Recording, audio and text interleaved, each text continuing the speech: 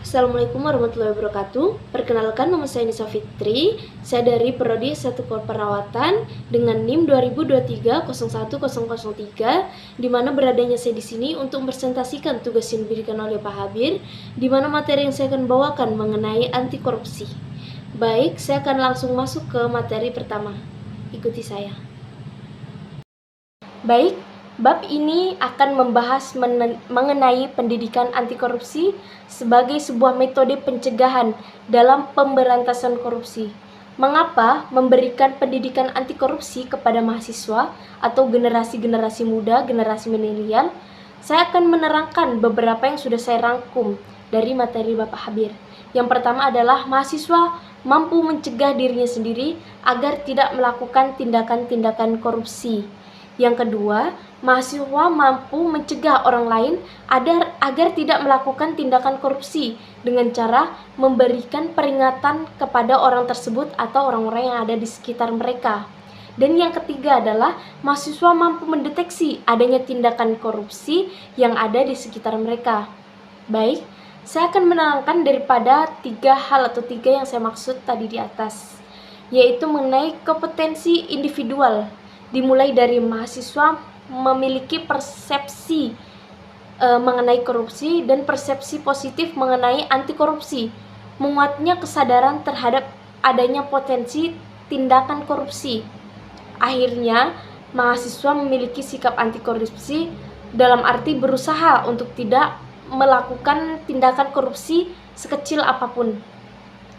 Yang kedua ini kemudian memberikan efek tular ke lingkungan sekitar, di mana mahasiswa berani mengingatkan atau mencegah orang-orang yang ada di sekitarnya agar tidak melakukan tindakan korupsi dalam bentuk apapun, atau mampu memberikan informasi kepada orang lain mengenai hal-hal terkait korupsi dan anti korupsi.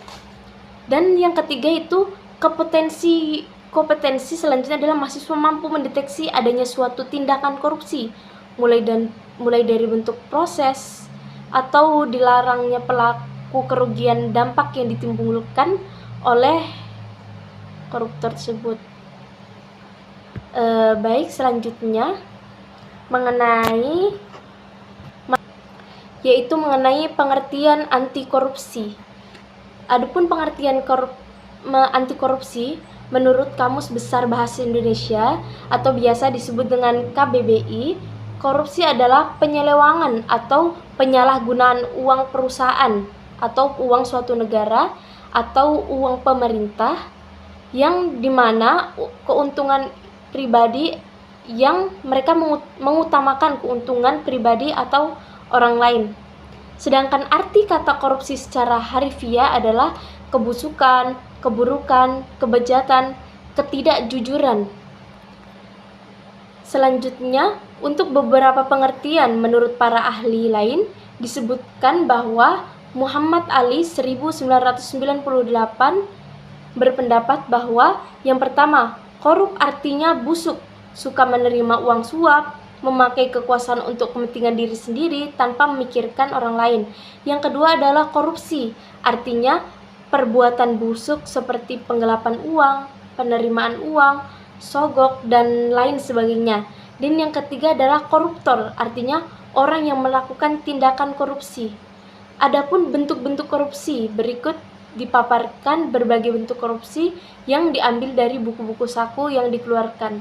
Yang pertama adalah kerugian keuangan negara, dan yang kedua adalah menyuap, ketiga adalah penggelapan dalam jabatan, yang keempat pemerasan, 5 perbuatan yang curang. Itulah tadi 5 faktor-faktor korupsi. Itulah tadi bentuk-bentuk daripada korupsi. Adapun materi selanjutnya saya akan menerangkan bab selanjutnya itu mengenai faktor-faktor daripada korupsi. Adapun faktor-faktor daripada korupsi terbagi menjadi 2 bagian. Yang pertama yaitu faktor internal dan faktor eksternal.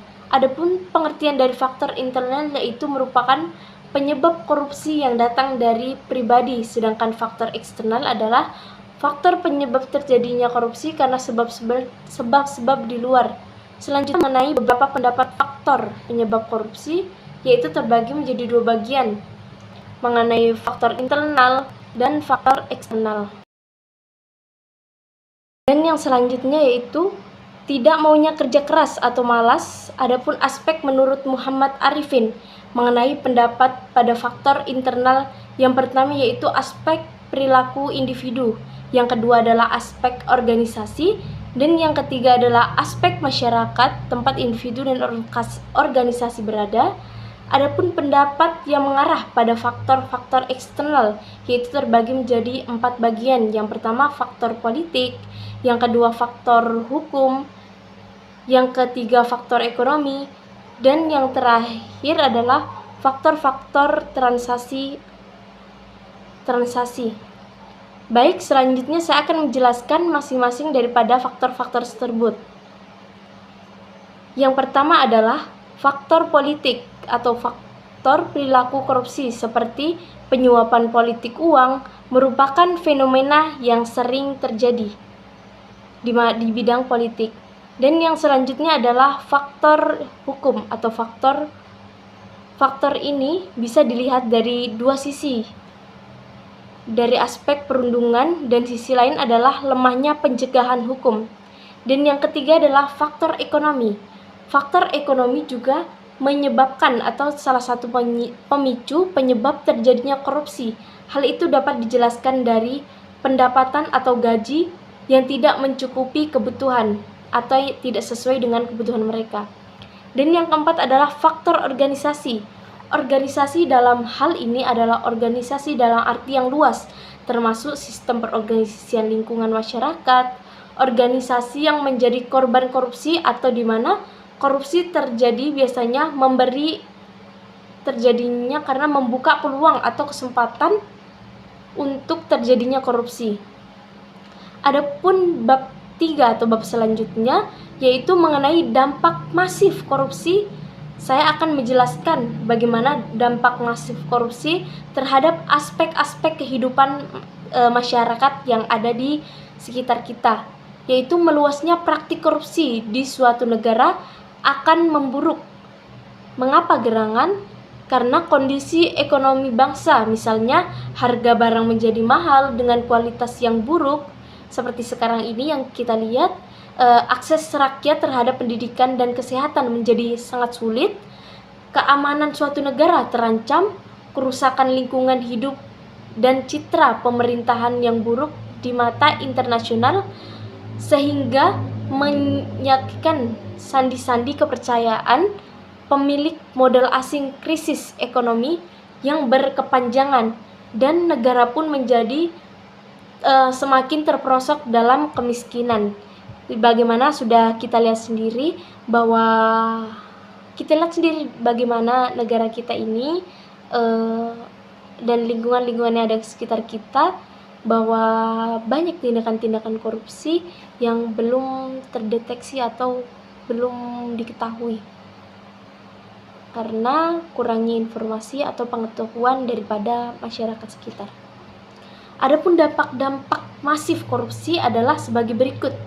Ada beberapa dampak-dampak masif korupsi, yaitu dampak ekonomi, dampak sosial dan kemiskinan, dampak birokrasi pemerintahan, dampak politik dan dampak demokrasi, dampak terhadap penegakan hukum misalnya, dampak terhadap HAM, dampak kerusakan lingkungan, dan lain sebagainya. Dan selanjutnya, bahwasannya 40% dana APBN per tahun yang hilang.